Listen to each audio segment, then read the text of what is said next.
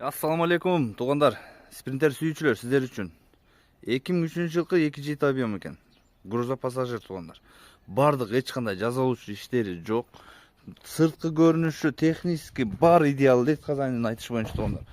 Жазуучу эч кандай иши жок, дөңгөлөктөрү жакшы абалда, салон, ичи электропакет баары жакшы экен туугандар.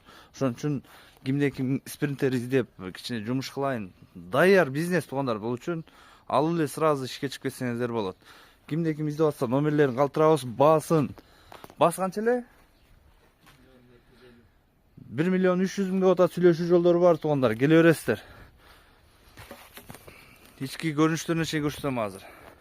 Паркоп бар экен көрдүңөр. Дөңгөлөктөрү жакшы абалда туугандарына. Рама астында эч кандай вложение деле жок. Түйү, асты баары жакшы мына.